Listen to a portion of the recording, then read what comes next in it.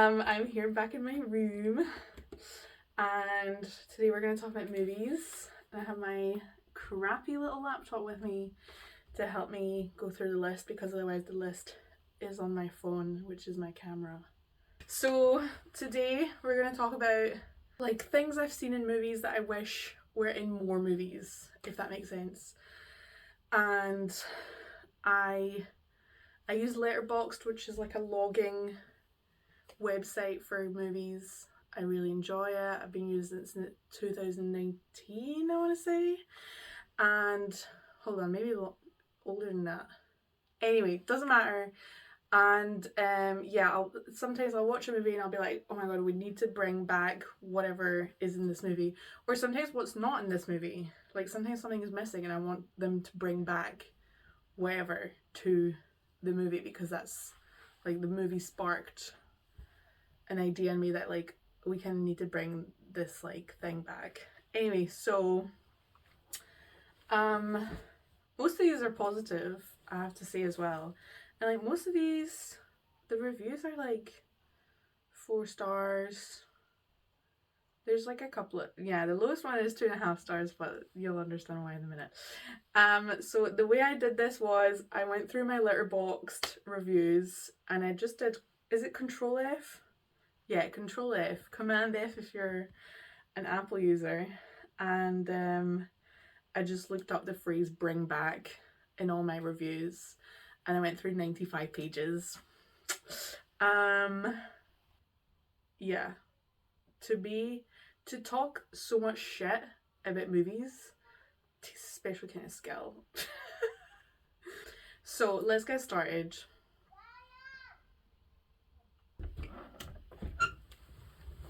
Let's just ignore that. So first one, and this is going from like most recent to oldest, just because that's how I was looking them up. The first one is Mississippi Masala, and we need to bring back Denzel Washington as a romantic lead. I just watched this not too long ago, I think last week, and Denzel Washington is so charming. It's so sexy. And like, he just has the chops. He just has the chops.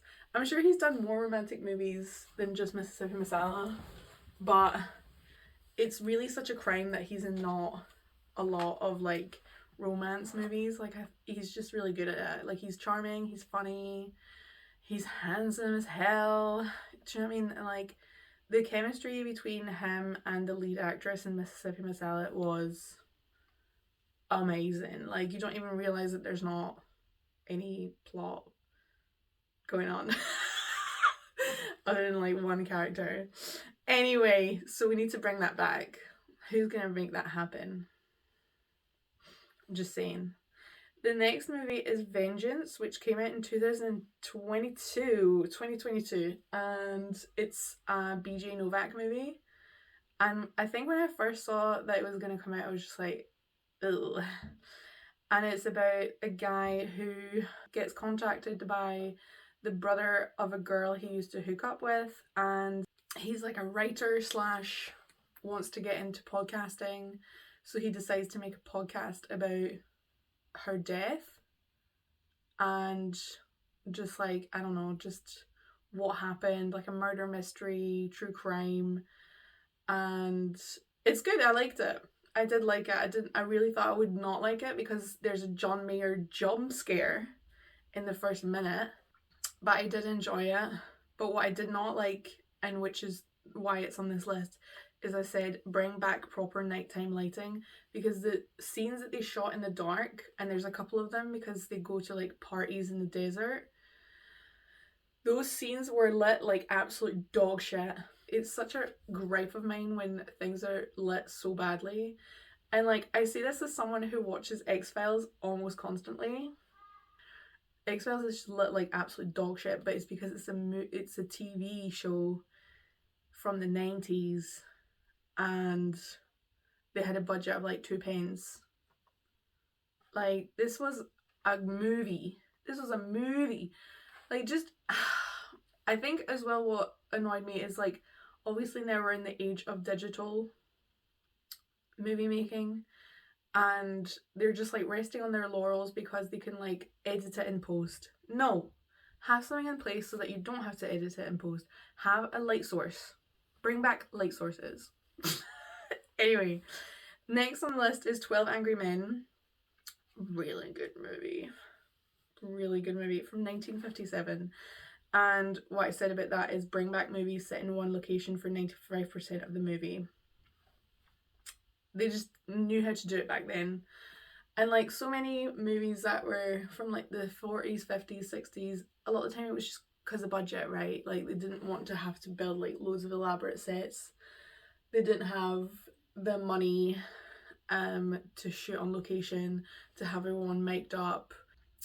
But there's still something so special about a movie that's literally set in one location that still feels so like it doesn't feel claustrophobic, or if it does, it's like in the right way. It doesn't feel like you've just been looking at the same four walls. And they knew how to make it work, and they knew how to make it like a really good character study.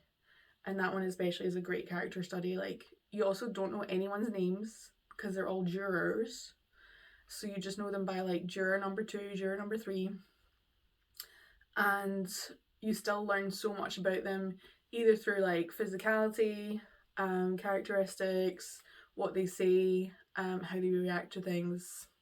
Great movie. Next one is The Thomas Crown Affair, starring Pierce Brosnan. What can I say? It's like a heist. I'd been meaning to watch it for a while, and I only watched it a few months ago. Not even that long ago, like a month and a half ago or something. And it's like a guy who's like super rich, but he just like steals shit for the fun of it. So relatable. So relatable. As a former klepto, that's relatable as fuck. Like, sorry, it's fun to steal. Anyway, I said bring back casual nudity.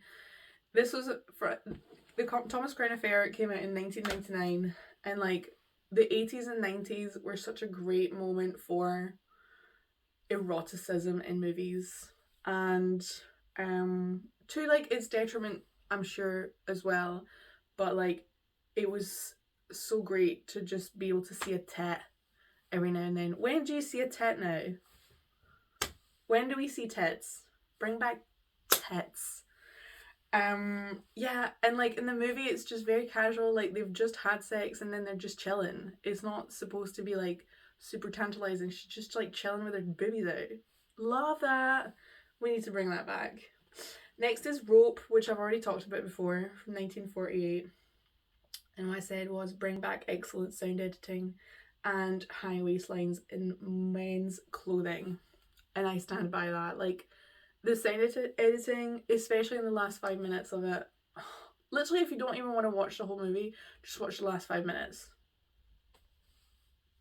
Don't know what to tell you, it's great. And yeah, like men need to start dressing like they're in the 50s again, even though this was 1948, but like late 40s, early 50s trousers, the cut of them, sexy as fuck. The next movie is The Prestige, 2006, starring Hugh Jackman and Christian Bale. And I don't think I'd watched it in a while. It's like one of those movies that always plays on like Film 4. It's like the like 9 p.m. movie on like a Thursday, and your mom's like, why don't we just watch The Prestige? But yeah, what I said about The Prestige was we need to get back to making movies set at the turn of the century. And don't we? Don't we? I've had enough of movies set in the 2020s. I don't want to see another iPhone on my cinema screen. I want them all to be doffing their little top hats. I want everyone to be in corsets, men included. I want like extravagant mustaches, pinstriped items of clothing. I want feathers in the hair. I want cobblestones. I want carriages. I want horses. I want to feel like the grit of a city. I just think like we've lost our way. There used to be so many movies set at the turn of the century, and now there just really hasn't. Except for maybe like what, Enola Holmes. I'm not interested. Anyway, great movie. I'm not gonna say anything about the movie because it's so like. I'll just watch it. Just watch it. It's really good. 4.5 stars from me. The next movie is Saving Grace from 2000, and I think it's like a film 4 movie. Let me see. It's a British comedy about a woman whose husband dies, and she's just been like a housewife for most of her life. So she was relying on him to provide income, which is such a scary situation to be in. Anyway, so he dies, she's left with like loads of debt, he was in loads of debt, and she's also left with the mortgage. And so she's like, how the fuck am I gonna make money? And it's like a really small village as well, so it's not like there's loads of opportunities for work. Do you know what I mean? Like, it's one of those small towns where everyone kind of has a job. Like, there's not going to be a job opening anytime soon. And then I think she like, one of the people that she owes debt to is like a workie, and he smokes weed, and so she starts dealing weed and growing weed to sell. Like, what a premise! I love that. I love her. I love that so much. Just such a great movie. British excellence, in my opinion. It doesn't say who made it. I think it was like a film 4. It feels like a film 4, like original. Do you know what I mean? Anyway, really good. So yeah, we need to bring back the whimsical British comedy. Like, think about Calendar Girls. That's the only one I can think of. Keeping Mum. Keeping Mum is such a good example. Just like the whimsical, like set in a really small village, and there's like kooky characters, and yeah, we need to bring that back. Like, we've lost our way. We've lost our way. Next, these kind of go hand in hand. So Hairspray, but the 1988 version directed by John Waters, and Dirty Dancing 1987. Hold on a minute. Okay. For both of them, it's pretty simple. We need to bring back the dance movie. I know last time I talked about movies, I talked about Honey, which is a dance movie, and like, yes, there's been dance movies since then. There's been Your Save Your Last Dances, etc., etc. But we need to bring them back seriously. Or we just need to bring back movies that are like not specifically about dancing, but feature a lot of dancing. I just think dancing is so beautiful. It's such a powerful, emotional medium for like human connection, and we need to make it a part of probably every movie could do with just having some more dancing in it. What can I say? Mission Impossible 3. Why is this here? Because I said bring back the movie tie-in song, in brackets, the Kanye track over the credits. I don't actually remember what that sounds like right now. Let me just look that up. But I remember watching Mission Impossible 3, which is okay, and at the end, the credits roll, and my oh my, it's the Kanye West song specifically for the Mission Impossible movie. It's Kanye West featuring Twista, Keisha Cole, and BJ.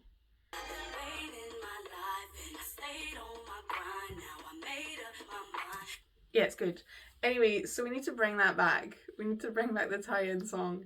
And obviously they're like, the Mission Impossible series is not unique. Like, a big one for the tie-in song is like the James Bond movies, and like some of my favorite tie-in songs were from Austin Powers.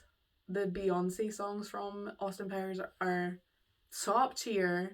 But like, we need to bring that back. We need to bring back like synchronicity between movies and songs, and we need to have that like, just that relationship. Mommy and daddy are broken up and they need to get back together. That's my thing. The next movie is John Tucker Must Die. which I rated 4 stars because it deserves it, because it invented feminism. And I said, bring back men with whale tails. So in the movie, if you've never seen it, if you've never seen the masterpiece that is John Tucker Must Die, hello. So John Tucker is a boy and he is a playboy. He's gotten with most of the girls in the school and gotten away with not telling all the girls about the other. So he's a serial cheater. But is he cheating because they're just casual? Anyway, so he's dating loads of girls at once. They all find out at once. They get raging at him.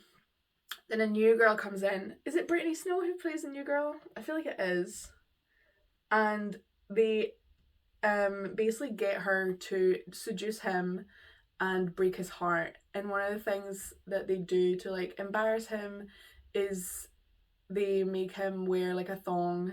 Like she's like, oh my god, if you wear this thong it'll be so sexy. And so he wears a thong, but then it gets revealed during like a basketball game. This is a high school movie, by the way. So it gets revealed during a basketball game. It is Brittany Snow.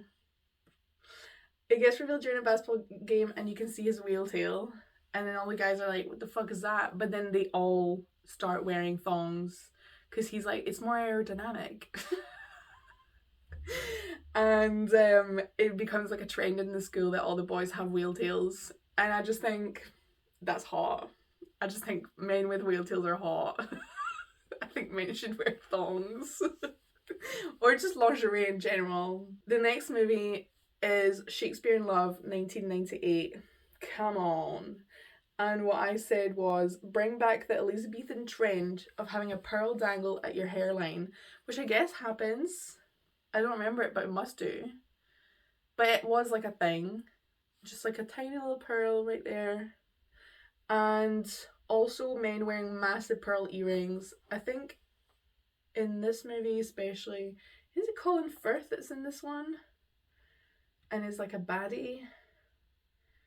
And has like the biggest pearl earring ever. And that's sexy. So many of these things that I want to bring back are to bring back eroticism to movies. I saw like a screenshot of Gael, what's his chubs? Don't get him angry at me because it's in Spanish name, so obviously I don't know it. Gael Garcia Bernal. So he was in the Criterion Closet and he was like, what's a movie that's come out recently that turned you on? None, because none of them are sexy anymore. And he's right. Me and that old man have so many things in common, and one of them is that we want eroticism back. Just show a tit. Have a man in a pearl earring. Have a man in a thong. Anyway, the next one is such a wild card. And it's from The Social Dilemma, which was that horrible documentary / like really shit dramatized, I don't even know what to call it. It was like a skit about what happens when you're on social media too much. Let me read the synopsis. And it came out in 2020. I can't remember if this was pre or post pandemic or if it was like right in the middle of it. The technology that connects us also controls us. This documentary drama hybrid explores the dangerous human impact of social networking, with tech experts sounding the alarm on their own creations. So yeah, it's like half dramatized and the other half is just like talking heads of like tech executives or like tech people who've like seen the downfall of technology and what it's doing to us. And what I said for that, I guess it wasn't really about the movie. It just made me think about, you know, the state of smartphones and stuff. And I said, bring back flip phones with no apps, just 99p, 30-second MIDI versions of Fall Out Boy songs. I mean, that's just a universal phenomenon, right? We all had a 99p 30-second clip of Dance Dance on our Motorola Razors. I'm not the only one, right? And then the second wild card, truly, is She's Out of My League from 2010. Why did I watch this? It was It's 2.5 stars to me, which is still pretty high. It's fun, whatever. And I said bring back dry humping. Self-explanatory. We really need to bring back dry humping, like, so bad. In the movies and also out with the movies. For that one. Like, we all need to start dry humping more. And then last but not least, Maurice from 1987. A beautiful gay drama. Everyone looks really gorgeous in that. It's got, what's his name? Hugh Grant. Looking so beautiful and slutty. And for that one I said we need to bring back those kinds of haircuts. We need to bring back the floppy haircut because they are so beautiful. And I did get one very shortly after watching it because I was like, okay, we need to bring this back.